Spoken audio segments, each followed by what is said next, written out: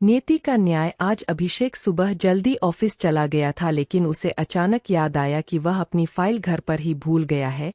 इसलिए थोड़ी देर बाद फाइल उठाने के लिए घर वापस लौट आया, लेकिन जैसे ही घर लौटा तो उसके कानों में कुछ आवाज आई। यह कड़कती हुई आवाज उसकी पत्नी कुसुम की थी। मां जी, मेरे लिए गर्मागर्म चाय बनाकर लाइए और बाकी का काम किया या नहीं आपने? तभी कावेरी जी अपने घुटने दबाते हुए बोली, बहू रसोई का काम तो मैंने निपटा दिया है, लेकिन झाड़ू पोछा मुझसे नहीं किया जाएगा। आज मेरे घुटनों में बहुत ज्यादा दर्द हो रहा है। हाँ हाँ, आप तो बस यहाँ रोटियां तोड़ने के लिए आई है, कोई काम तो आपसे किया नहीं जाता। हम लोगों का ही दिमाग खराब है जो आपको अपने घर में भी रखें, आपकी दवाइयों का भी खर्च उठाएं और आपसे घर का थोड़ा सा काम भी नहीं किया जाता। अगर इतनी ही परेशानी है तो चली क्यों नहीं जाती यहाँ से? बहू की बात का जवाब देना कावेरी जी ने सही नहीं समझा और चुपचाप आंखों में नमी लिए रसोई घर की तरफ चली गई। तभी अपने कमरे में जाते जाते कुसुम ने आवाज लगाई, अब जरा जल्दी जल्दी हाथ चलाओ, फिर से घुटनों के दर्द का बहाना बनाकर बैठ मत जाना। यह बातें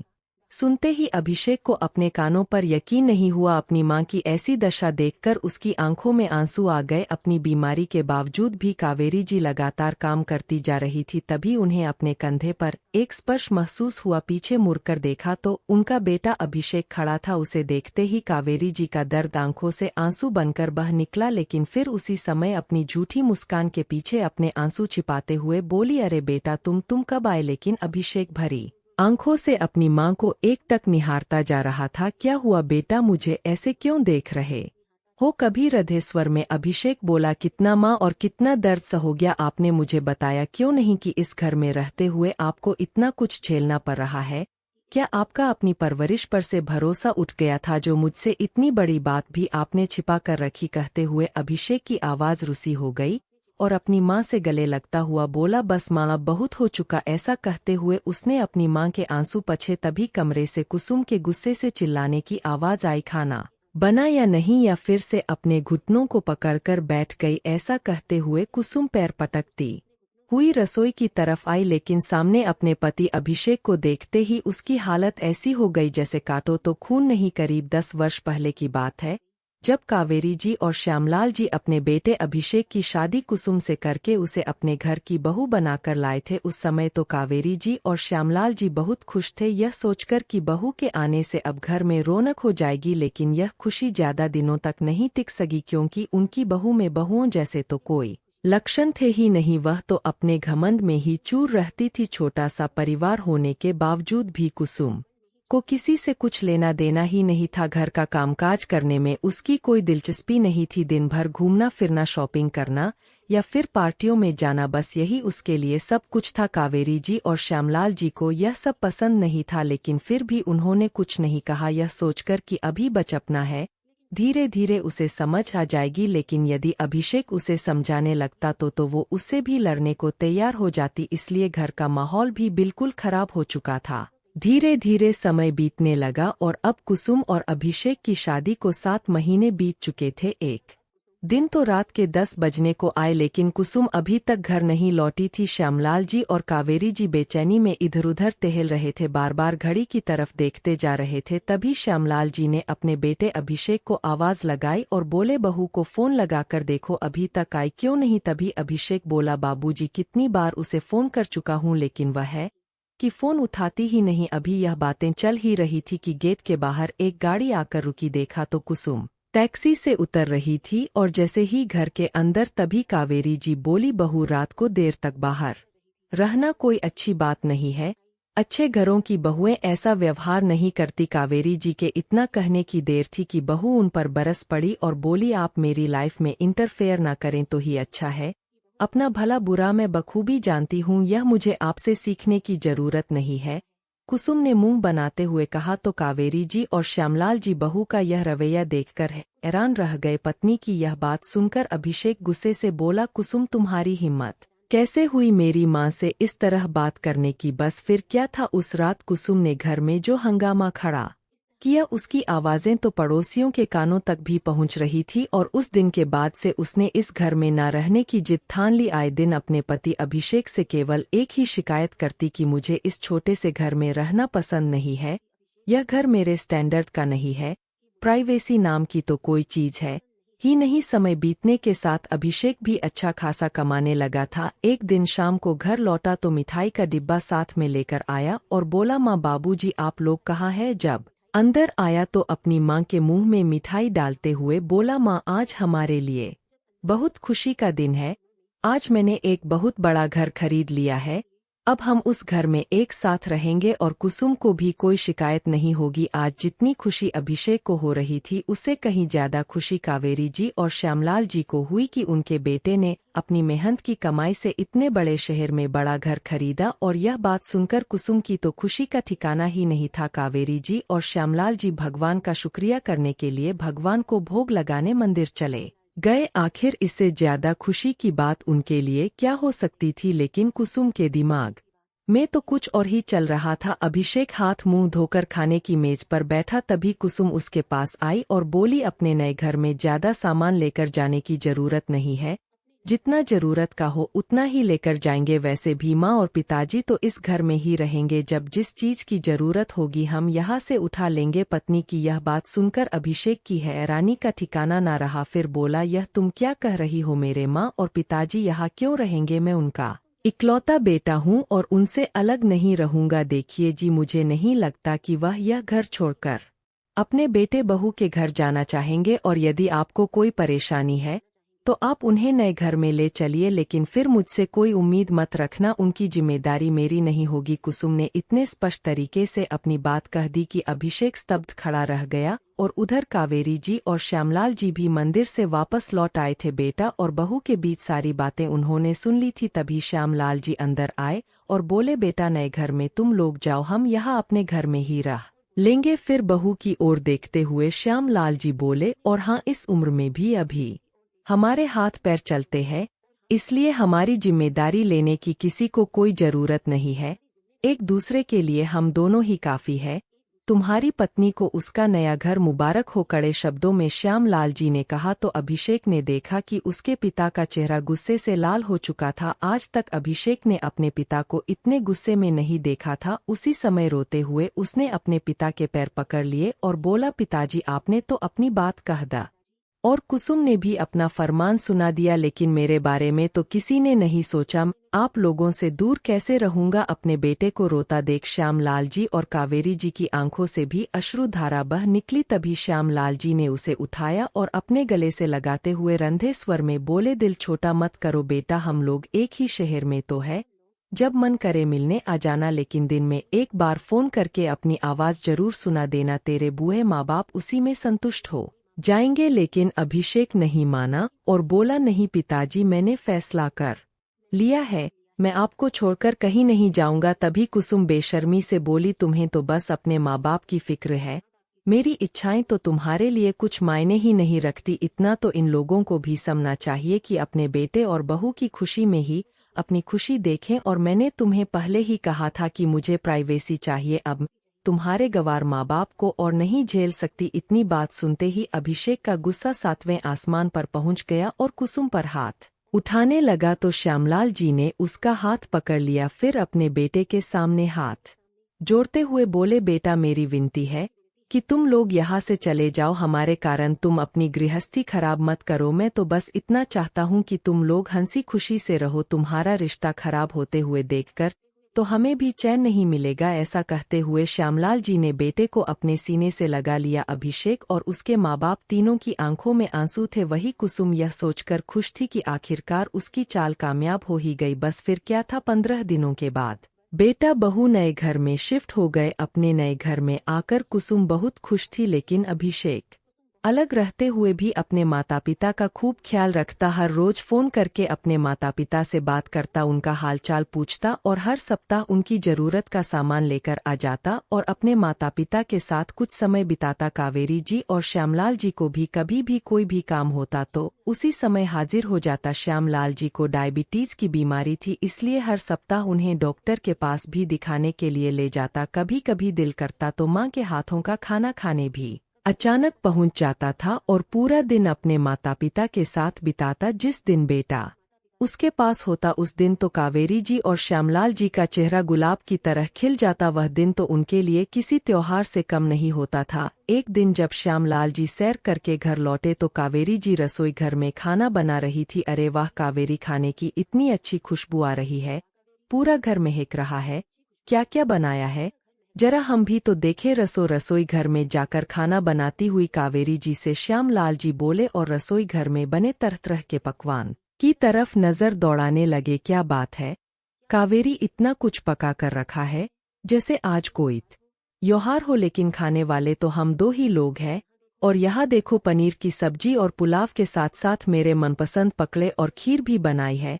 लेकिन यह तो बताओ आज हम पर इतनी मेहरबानी कैसे हो गई। श्यामलाल जी की बात सुनकर कावेरी जी मुस्कुराने लगी और फिर बनावटी अंदाज में बोली, अरे आप भी ना हमेशा भूल जाते हैं कि मेरे लिए त्योहार से भी ज्यादा मायने कौन सा दिन रखता है।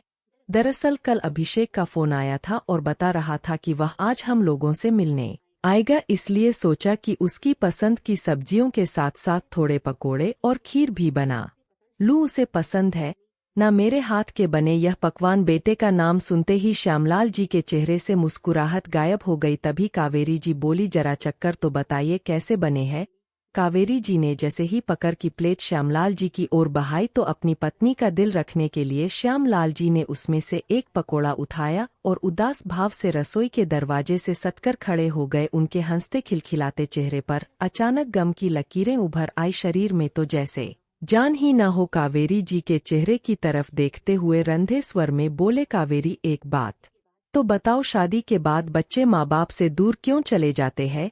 क्या उनके जीवन में माता पिता की कोई आवश्यकता नहीं रह जाती? ऐसा कहते हुए बरामदे में रखी चारपाई पर जाकर बैठ गए और पास में रखी अखबार उठाकर पढ़ने का दिखावा करने लगे। कावेरी जी उनके दिल का हाल जानती थी। अपने पति का मूड ठीक करने के लिए उन्होंने उनकी मनपसंद तुलसी अदरक की चाय बनाई और गर्मागर्म चाय प्याली में डालकर साथ में पकोड़े सजाकर ले आई और वही पास में रखे बेंच पर रख दी। फिर साड़ी के पल्लू से अपने माथे का पसीना पूछते हुए श्यामलाल जी के पास चारपाई पर बैठ गई। लेकिन श्यामलाल जी ने अखबार पढ़ना जारी रखा तो कावेरी जी ने उनके हाथ से अखबार लेकर एक तरफ रख दी। फिर बोली, मैं जानती हूँ कि आप अखबार नहीं पढ़ रहे हैं, देखिए तो पन्ने तक गीले हो चुके हैं आपके आंसुओं से। ऐसा कहते हुए कावेरी जी ने श्यामलाल जी के आंसू पोंछे। फिर बोली, आप भी हद करते हैं, आपने खुद ही अपने बेटे से कहा था अलग मकान में रहने के लिए, जबकि वह तो हमें छोड़कर जाना ही नहीं चाहता था। और उस समय जब मैं उदास हो गई थी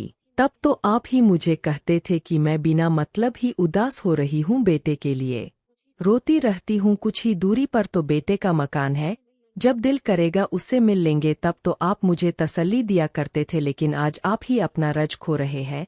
तभी श्यामलाल जी सिसकते हुए बोले, तो क्या करता कावेरी, अगर उसे अलग घर में रहने के लिए ना कहता तो तुम्हारी बहू हमारे साथ साथ उसका भी जीना दुश्वार कर देती। जब से शादी करके आई थी उसे हमारा यह घर छोटा लगता था, ना तो हम लोग उसे अपने स्तर के लगते थे और ना ही यह घर आए दिन झगड़ा करना तो उसके स्वभाव में था, और हम लोग तो उसकी आंखों में जैसे खटक रहते थे। अब बहू हमारे साथ नहीं रहना चाहती थी तो क्या मैं बेटे को यह कहता कि अपनी पत्नी को छोड़ दो और रहो हमारे साथ? पति की बातें सुनकर कावेरी जी की आंखों में भी आंसू आ गए, लेकिन फिर तुरंत अपने आंसू चपाती हुई वह रसोई घर में चली गई। रसोई में जाकर देखा तो पतीले में रखी खीर जलने लगी थी। जल्दी से खीर को फेर कर पतीला उतारने के चक्कर में गरम गरम पतीले को हाथ लग गया। उन्हें उंगलियों में जलन महसूस होने लगी, लेकिन वह ख्वाब उन्हें इतना दर्द नहीं दे रहा था जितना दर्द उन्हें वक्त ने दिया था। अचानक उनकी आंखों से आंसुओं का झरना बह निकला। अरे भाग्यवान, आओ तो जरा देखो हमारा बेटा आया है। पति की आवाज सुनकर कावेरी जी जल्दी से बाहर आई तो सामने उनका बेटा अभिषेक खड़ा था। उसे देखते ही तुरंत दौड़ती हुई आई और उसके गले लग गई। दोनों पति पत्नी का अपार दुख झट से कहीं गायब हो गया। वक्त के थपेड़ों से धुंधली हो चुकी उनकी आंखों में फिर से चमक आ गई और सारे दुख खुशी में परिवर्तित हो गए। वैसे तो बेटे से मिलने के बाद माता पिता के कुछ दिन बड़ी खुशी से गुजरते, लेकिन आज जब अभिषेक अपने घर वापस चला गया तो श्यामलाल जी कुछ ज्यादा ही असहज महसूस कर रहे थे। फिर थोड़ी देर मैं बोले कावेरी मुझे कुछ अच्छा नहीं लग रहा। कावेरी जी ने देखा कि उनके पति पसीने से तरबतर हो चुके थे। थोड़ी ही देर में उन्हें सीने में दर्द होने लगा। कावेरी जी ने तुरंत बेटे को फोन लगाकर आने को कहा और दौड़ती हुई श्यामलाल जी के पास आई। आपको कुछ नहीं होगा अभिषेक, बस अभी पहुंचता ही होगा, फिर हम डॉक्टर के पास चलेंगे। कावेरी जी बोलती जा रही थी लेकिन सुनने के लिए श्यामलाल जी अब जीवित न थे। वे निढाल होकर चारपाई पर ही गिर चुके थे और अपने सारे दुखों से मुक्ति पा चुके थे। यह सब देखकर कावेरी जी की तो जैसे दुनिया ही उजड़ गई। उधर अभिषेक के दुख का ठिकाना ही नहीं था। अपने पिता की मृत्यु का जिम्मेदार वह स्वयं को मान रहा था, लेकिन अब अपनी मां को अकेला छोड़ना उसने ठीक नहीं समझा और अपने साथ अपने घर ले आया। उसने अपनी पत्नी कुसुम को मां का खूब ख्याल रखने को कहा तो कुसुम ने भी हाँ में सिर हिला दिया। दिन यूं ही बीतते गए। उम्र बीतने के साथ साथ अब कावेरी जी कुछ बीमार रहने लगी थी। उनके घुटनों में भी दर्द रहता था। अभिषेक उनका अच्छे डॉक्टर से इलाज करवा रहा था, लेकिन उसे इस बात का सुकून था कि अब उसकी मां उसके साथ है और बड़े आराम से है, और उसकी पत्नी कुसुम को भी इस बात से ऐतराज नहीं है, बल्कि वह तो बड़ी खुशी से उसकी मां की सेवा करती है। एक दिन अभिषेक ऑफिस के लिए जल्दी निकल गया, लेकिन अपनी एक फाइल घर पर ही भूल गया था। इसलिए थोड़ी देर बाद वह अपनी फाइल लेने के लिए घर पर पहुंचा, लेकिन जैसे ही घर लौटा और दरवाजा खोलने लगा तो उसके कानों में एक आवाज आई। यह कड़कती हुई आवाज उसकी पत्नी कुसुम की थी, और जो बातें कुसुम ने बोली उन्हें सुनकर तो अभिषेक की हैरानी का ठिकाना ना रहा। उसके पैरों तले तो जमीन खिसक गई जब उसने देखा कि उसकी पत्नी उसकी मां के साथ नौकरों से भी बदतर व्यवहार कर रही है। अभिषेक को अपने कानों पर यकीन नहीं हुआ। अपनी मां की ऐसी दशा देखकर उसकी आंखों में आंसू आ गए और सोचने लगा कितना लापरवाह था, जो 2 घड़ी अपनी मां के पास बैठने के लिए समय तक न निकाल पाया। जब से पिताजी का देहांत हुआ है, मां कितनी अकेली हो चुकी है, और मैं अपनी जिंदगी में इतना ज्यादा व्यस्त हो गया हूं कि मां की बूढ़ी आंखों में छिपा दर्द भी पहचान नहीं पाया। आज जो बातें मैंने सुनी है, क्या यह सब बातें मेरी मां हर रोज सुनती है? इस घर में रहते हुए मेरी मां को 2 वक्त की सुकून की रोटी भी नहीं मिल पाती। लानत है मुझ पर। सोच सोचकर अभिषेक का खून खोलने लगा। अपनी बीमारी के बावजूद भी कावेरी जी लगातार काम करती जा रही थी। उनकी आंखें आंसुओं से भर चुकी थी। किसी को मालूम नहीं था कि अभिषेक बाहर खड़ा सारी बातें सुन रहा था। जैसे ही अभिषेक अपनी मां के पास आया तो कावेरी जी झूठी मुस्कान के पीछे अपने आंसुओं को छिपाने की नाकाम कोशिश करने लगी। तभी अभिषेक बोला, मां मुझे तो लगता था कि आप यहाँ पर बहुत खुश है, बड़े आराम से है, लेकिन क्या बेटा मुझे कोई तकलीफ नहीं है? और कितना झूठ बोलोगी माँ, आप अपने बेटे से आज तक आपने मुझे बताया क्यों नहीं कि कुसुम आपके साथ ऐसा व्यवहार करती है, या फिर आपको अपनी परवरिश पर भरोसा नहीं है, जो मुझे अपने दुख दर्द और परेशानी में भी शामिल नहीं कर सकती? अभिषेक ने कहा और अपनी माँ का हाथ उठाकर अपने सिर पर रख दिया। फिर बोला, माँ आपको मेरी कसम है, अगर आज आपने झूठ बोला तो अब सच सच बताइए कि मेरी गैर मौजूदगी में कुसुम आपके साथ कैसा व्यवहार करती है। तभी कावेरी जी के दिमाग में वह सारी बातें घूमने लगी कि किस तरह कुसुम अभिषेक की उपस्थिति में अपनी सास का ख्याल रखने का दिखावा करती थी, लेकिन उसके जाते ही वह घर की नौकरानी बना दी जाती थी। अगर कावेरी जी बहू से कुछ पूछती तो पलटकर जवाब देती कि तुम्हें इस बात से क्या मतलब है कि मैं क्या करती हूँ और क्या नहीं। कहीं जाने से पहले उन्हें बताकर जाना भी जरूरी नहीं समझती थी। यदि किसी दिन अभिषेक अपनी मां की मनपसंद चीज लाकर उन्हें दे देता तो इस बात पर भी उसके जाने के बाद घर में क्लेश खड़ा कर देती थी। इसी बात से डरकर कावेरी जी हमेशा अपने बेटे से कहती थी कि बेटा मेरे लिए कुछ मत लाया करो। कावेरी जी के मना करने के बावजूद भी अभिषेक ने ही उनके कमरे में टीवी लगवा दिया ताकि खाली समय में मां अपना दिल बहला सके। एक दिन कावेरी जी का मन किया तो थोड़ी देर के लिए वह टीवी देखने बैठ गई, लेकिन जैसे ही कुसुम की नजर पड़ी तो उसके तो जैसे तन बदन में आग लग गई और गुस्से से उसने कावेरी जी के हाथ से रिमोट खींचकर टीवी बंद कर दिया और बोली, मैं थोड़ी देर के लिए घर से बाहर क्या गई, आप तो टीवी लगाकर बैठ जाती है,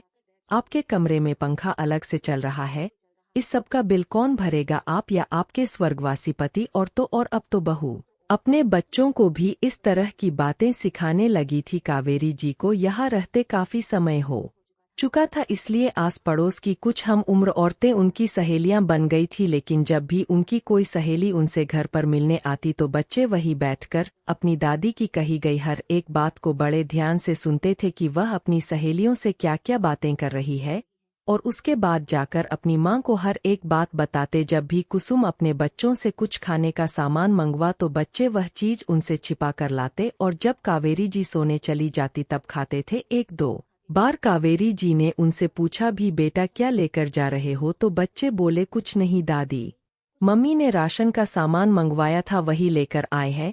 कावेरी जी सब कुछ समझती थी लेकिन कुछ कहती नहीं थी, परंतु बच्चों को गलत बात सिखाना उन्हें सही नहीं लगा। तो एक बार उन्होंने अपनी बहू से कह दिया कि बहू, बच्चों को यह गलत बातें मत सिखाया करो, अगर तुम लोग मेरे सामने भी कुछ खाओगे तो तुमसे छीनकर नहीं खा लूंगी। लेकिन बहू को तो उनकी हर बात जैसे तीर समान छुपती थी। गुस्से में आकर बोलती, माँ जी इस उम्र में इतना चटोरापन लेकर कहाँ जाओगी? कुछ उल्टा सीधा खाओगे तो आप ही बीमार हो जाओगी, और वैसे भी बच्चों को क्या मालूम इन सब बातों का? आप तो बिना मतलब ही बच्चों पर इल्जाम लगा रही है।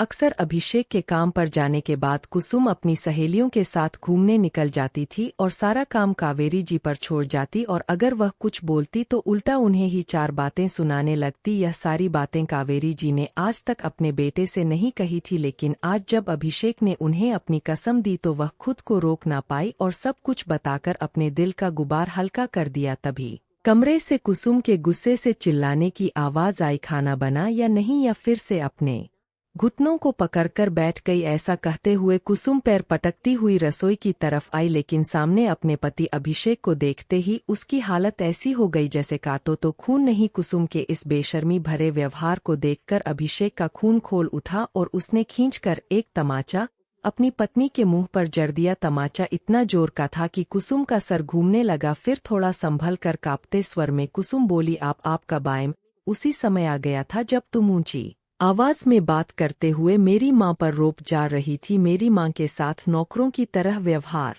करने की तुम्हारी हिम्मत कैसे हुई आखिर, और कितना नीचे गिरोगी तुम क्या जानो मेरी इस माँ के मुझ पर कितने एहसान है। मैं सिर्फ 8 साल का था जब मेरी माँ इस दुनिया को छोड़कर चल बसी, और मेरे पिता दूसरी शादी करके मेरे लिए सौतेली माँ ले आए। सौतेली माँ मुझे अपनाने को तैयार नहीं थी, 2-2 दिन तक मुझे भूखा रखती थी, और मेरे अपने पिता को मुझसे कुछ लेना देना ही नहीं था। ऐसे समय में मेरी इस माँ ने मुझे अपनाया। यह बात सुनते हुए कुसुम चौंक गई। फिर अभिषेक बोला, तुम्हें यकीन नहीं होगा कुसुम, जिन्हें जिंदगी भर अपने माता पिता कहता आया हूँ वह तो दरअसल मेरे ताऊजी और ताई जी थे, जिन्होंने मुझे सगे माँ बाप से भी ज्यादा प्यार दिया, पढ़ा लिखाकर मुझे समाज में खड़े रहने के काबिल बनाया, और तुमने उनके साथ ऐसा व्यवहार किया। लेकिन बस अब और नहीं, अपनी माँ की सेवा करने के लिए उनका बेटा अभी जिंदा है, मेरे रहते मैं उन पर अभी नहीं आने दूंगा। अभिषेक की यह बातें सुनकर कुसुम आत्मग्लानि से भर उठी और अपनी सासू माँ के पैरों में गिरकर माफी मांगने लगी। कावेरी जी ने तो उसे माफ कर दिया, लेकिन कुसुम के लाख गिड़गिड़ा के बावजूद भी अभिषेक उसे कभी माफ नहीं कर पाया। और आज करीब 15 वर्षों के बाद वही कुसुम अपने इस मकान में एक कमरे में अकेली पड़ी थी, और उसका वही बेटा जिसे उसने दादी से चीजें छिपाकर लाने की गलत शिक्षा दी थी, उसी शिक्षा पर पूरी ईमानदारी से चलता हुआ आज अपने और अपनी पत्नी के लिए सभी चीजें अपनी माँ से छिपा कर लाता, और बिल्कुल उसी तरीके से जैसा कि उसने सिखाया था कि जब दादी के कमरे का दरवाजा खुला हो तो सामने से मत आना, और अगर वो सामने आ भी जाए तो सामान को पीछे छिपा लेना। आज कावेरी जी तो वो सब याद दिलाने के लिए उसके साथ नहीं थी, लेकिन उनका पोता अपनी माँ को उसके किए गए कर्म बार बार याद दिलाता रहता है। अगर आपको वीडियो पसंद आए तो लाइक और सब्सक्राइब करना न भूलें। धन्यवाद।